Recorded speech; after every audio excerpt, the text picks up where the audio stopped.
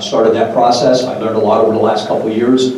A couple things that I tried to bring to the table was keeping meetings on track, trying to keep things moving along and directed. Also, informing people of actually what it is that we're supposed to be doing while we're at these meetings.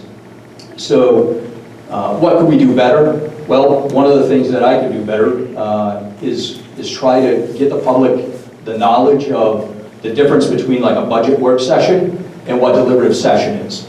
So as a moderator, I spend more time doing things with deliberative session, and people come in at that time thinking that's the time that they're supposed to be doing the budget work session. So I think that the public could be better served by having that knowledge as to, hey, show up to these budget work sessions. This is your time to have the input on the budget and the projects and things that they have passion about. And that's the important thing to get to the public. And then when we're at the deliberative session, that's the voting time. That's the time to add or subtract to the budget accordingly, and not necessarily the time to share what the passion is.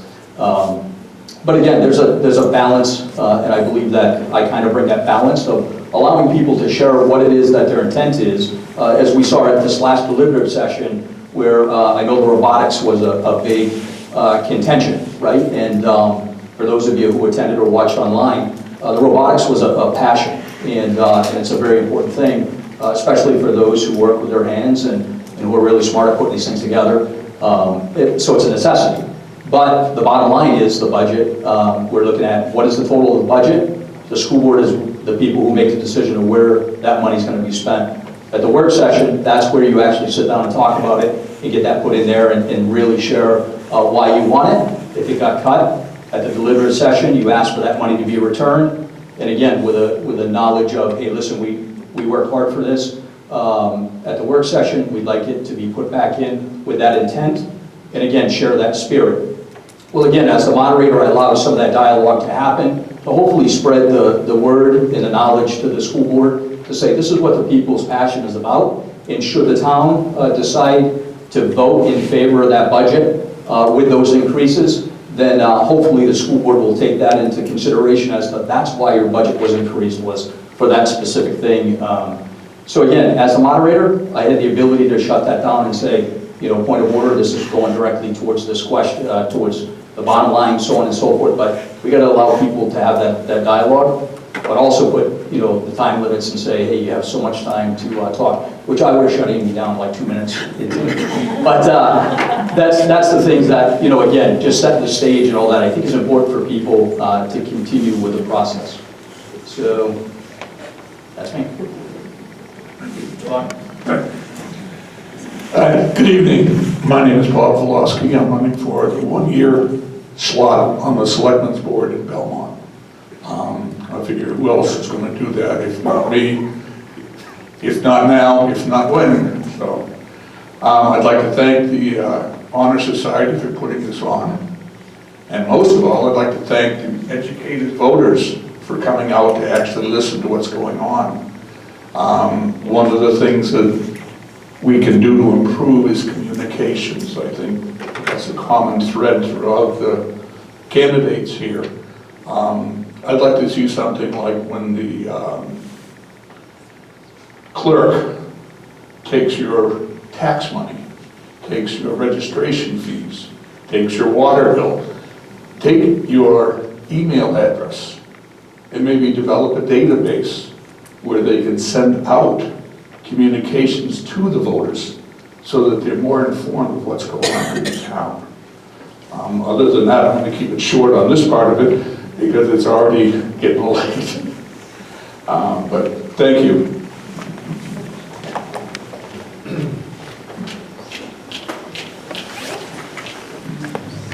All right, we're going to move on to question number 2 here.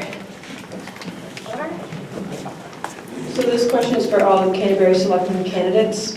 What do you think about the warrant article to purchase a new fire truck, and what do you know about the process to choose the truck this year? Thank you.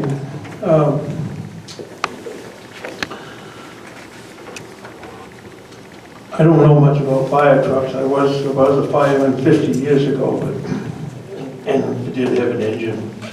But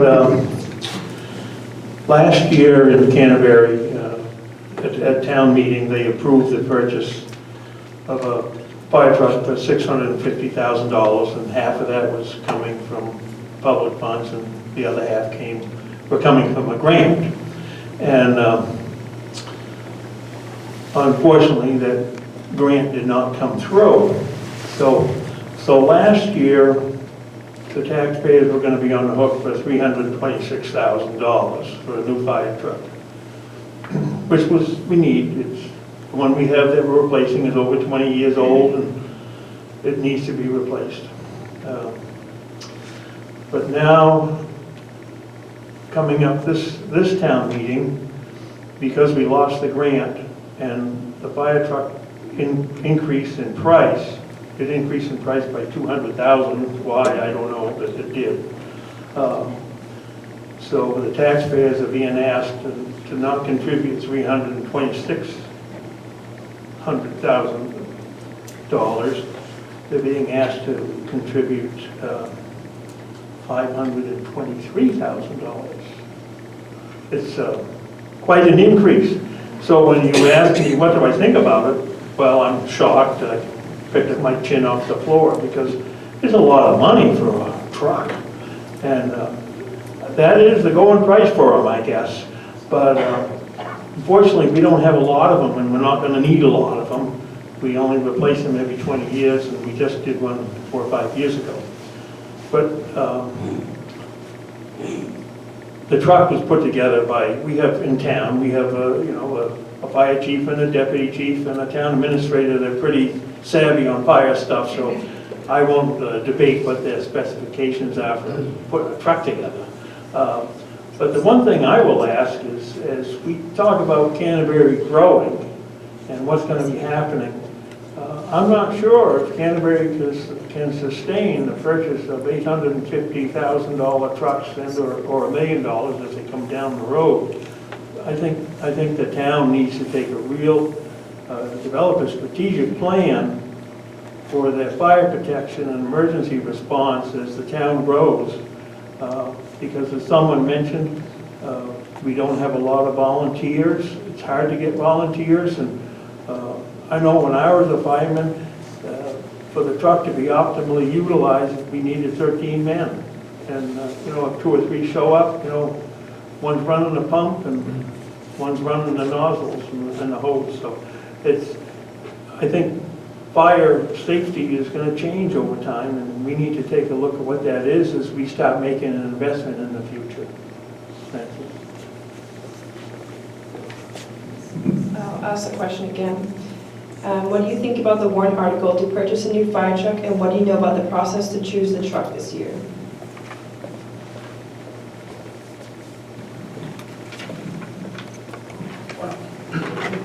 The warrant article for the fire truck is, the nuts and bolts of it is the town needs a fire truck. The town is growing. The fire truck is very antiquated, and I'm sure Scott will speak to it as he was probably on the group that is choosing the truck.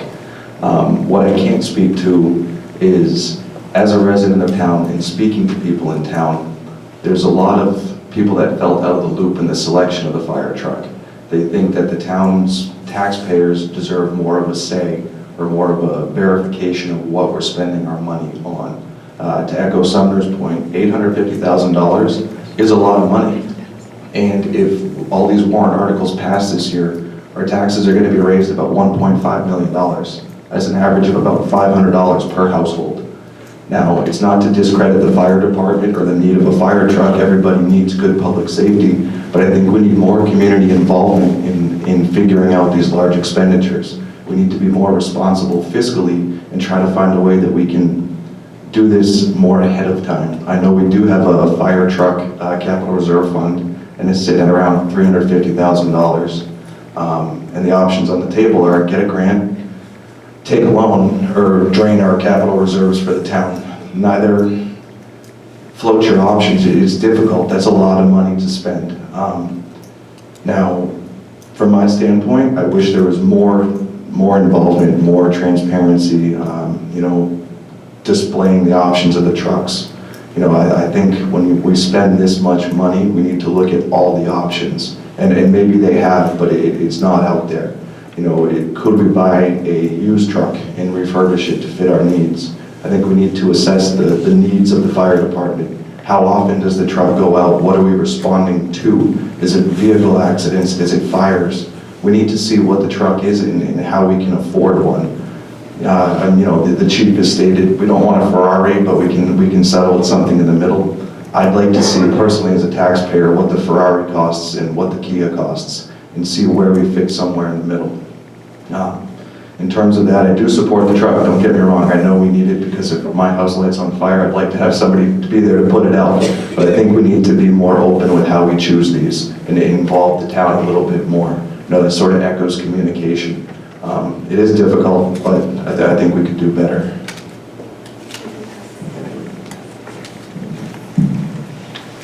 So, full disclosure, I'm one of the deputy chiefs of the fire department. So as Calvin said, I probably am qualified to speak on this. So I do support this. The amount represents a mid-priced fire engine, believe it or not. The high end would be about 1.2 million right now, believe it or not. And the low end would be somewhere around $500,000. So part of my job for the state of New Hampshire is speccing fire apparatus. The last one I specced for the state was 1.7 million. These are scary numbers, you know, scary numbers at the state level, I can tell you. But as we all know, we've been in a period of severe inflation, and fire apparatus is no different than anything else. There are supply chain issues. We're looking right now, if this, and I want to go back and speak to the article itself, but if this gets approved and we go ahead with a new engine, we're looking at a 26 to 30 month timeline from the time we order. So the old engine that it's replacing is 27 years old right now. So we're looking at a 30-year-old fire engine. The frame is rotting and the pump no longer passes pump test. So it no longer pumps at the specified pressure it pumped at originally when we bought it. So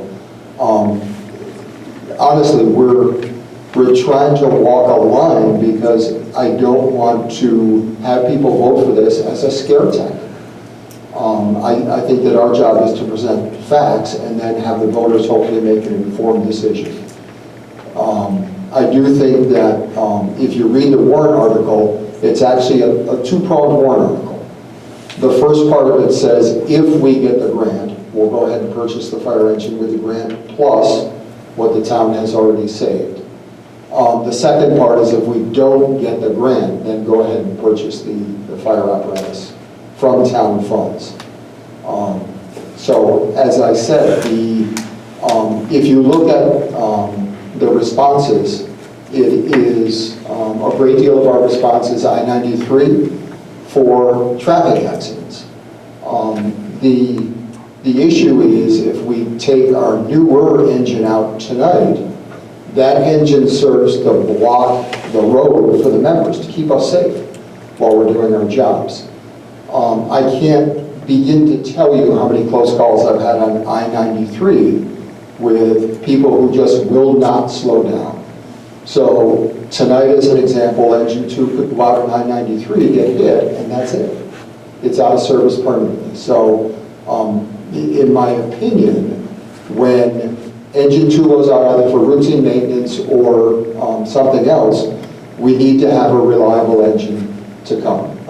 And I say this as a taxpayer in the town of Canterbury. I do think it's needed. One theme that I think is emerging tonight is lack of communication. I think that to directly answer the first part of the question, the specifications for the fire engine were developed by a committee of volunteer firefighters. We asked firefighters and fire officers to be a part of the committee and essentially tell us, the chief officers, what we think we need in terms of fire apparatus. And as I said, as hard as it is to believe, this represents a mid-range or mid-priced solution, not a Ferrari. A Ferrari would be about 1.2. tough as that is to swallow. So, so that's where we are with fire apparatus.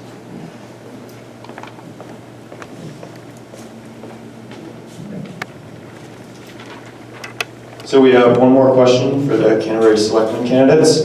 What is your opinion of the petition warrant instituted by the school board to continue to explore withdrawing from the Shaker Regional School District?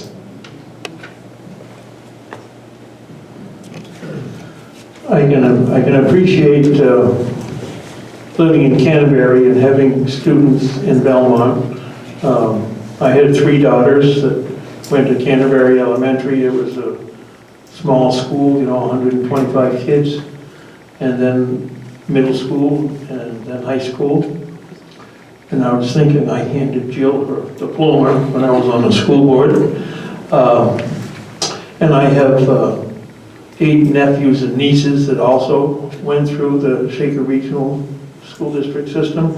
And I now have 8 grandnieces and nephews and granddaughters and stuff that are going through.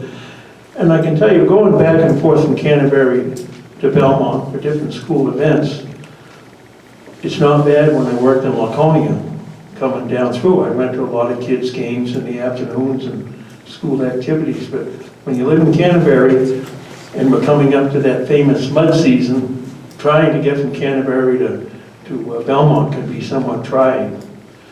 I know when we were on the board, when I was on the board from 98 to 2010, we kicked that around a little bit about, Canterbury withdrawing from the district for a number of reasons. But it didn't go very far. We didn't look into it real hard, but one of the things was the expense of leaving the district. When I was on the board, we were pretty successful with budgets. The schools were all well rated, elementary, middle school, and high school, all top state awards. And so we were doing good. One thing happened and it was I think Belmont did it, was when they passed SB2. SB2 changed how things went, and I went off the board before SB2 went into place. I think it was in that year. But it changed it a lot, and one of the things I've seen is you have very little public participation, and when you have the deliberative session, I think I went to the last one, there were 40 people there to comment on a $27 million budget. It was scary to see that. And the only question that came up was about robotics. That was it.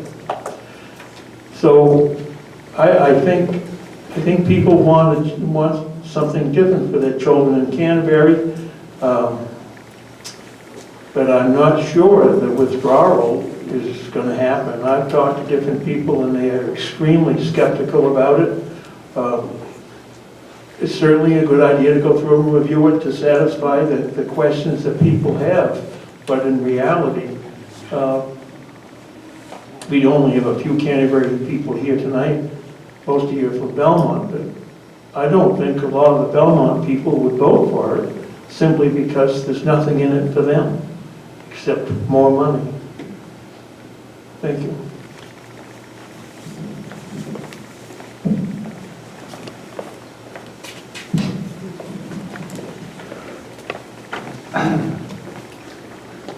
I do support the warrant article. Schools are very near and dear, they're very near and dear to me. 9 years ago when I moved to town, I had at the time he was a 1.5-year-old son, and we chose Canterbury because of the schools. We know it was a great elementary school and a great community. And one of the first things our neighbors said to us when they introduced themselves was, "Where are you going to send your kid to middle school?" And we said, "What do you mean middle school?" So it became very evident as our kids went through school that there was a lack of favor for the school system. Now, I don't have kids over in the Belmont side yet, but as we've grown in the community and become more involved, you hear the constant, where's this, where's that, where's this, the griping, the moaning, the feeling that the education is inadequate. So when it comes to supporting the warrant article, I think we owe it to ourselves as taxpayers and residents, you know, for the cost of $12,000 to do a thorough investigation of where our money is being spent and how it's being spent, I think is money well spent. You know, at the end of the day, whether it comes out positive, negative, or somewhere in the middle, we're 40 years past due on looking into the schools and how they operate. As a parent, you know, I want my kid to have the best opportunity to thrive. Whether it's Belmont, Laconia, Concord, Winnisquam, I don't know. Each school's different and fits kids differently. But ultimately, we owe it to all of them to give them the opportunity. Now, financially speaking, I've read the initial report from last year's committee, and it looks relatively favorable. It's not nearly as daunting financially as people anticipated, and the cost of other schools look relatively affordable in the contrast. But there's a lot of other things to discuss, whether it's you pull out of the district and the cost of that, the cost of establishing a new district. There's a lot of other financial obligations to it. But I feel with Canterbury being poised to expand, we really owe it to invest in our schools. With 57% of your budget going to schools, you need to see how we can withstand the future. You know, if we have an influx of students in the next 5 years, can the elementary schools sustain it? Can Belmont Middle and High School sustain an influx of students coming from Canterbury? What's the long-term impacts going to be? Are we going to have to put another addition on the high school? Will there need to be portable classrooms? We need to look into everything. It's not just about a divorce of two towns in education. It's a lot more than that. And I think when we look 5, 10, 15 years down the road, we need to address it now, because not only is Canterbury poised to grow, Belmont is too. You know, in the past 2 years, our student population's gone up about 20 students alone in the elementary school. That doesn't seem like a lot of kids, but it is. So I think it's very important that we address it and deeply look into it, because it will benefit both communities. You know, if we can bring insight to Canterbury and Belmont, you know, now Belmont can say, oh, you know, we might have an influx of kids, how do we need to change our taxes, or how are we going to adjust to this? So I think for both communities it can benefit them. But we definitely do owe it to do the research and thoroughly investigate it. And at the cost of $12,000, that's not a lot of money when you're talking about education. So I also support this warrant article, and for the reason that I don't think information is a bad thing ever. I think that hiring, my understanding is this money will be used to hire a professional, perhaps a retired superintendent, to serve to investigate this thoroughly. I think that's a good thing. I think that, as Calvin said, there are enormous stakes in this. I have also read the preliminary report, and I think that there's questions that still need to be answered as to the financial ramifications. So once again, you know, without supporting the divorce, if you will, I do support moving forward with the study.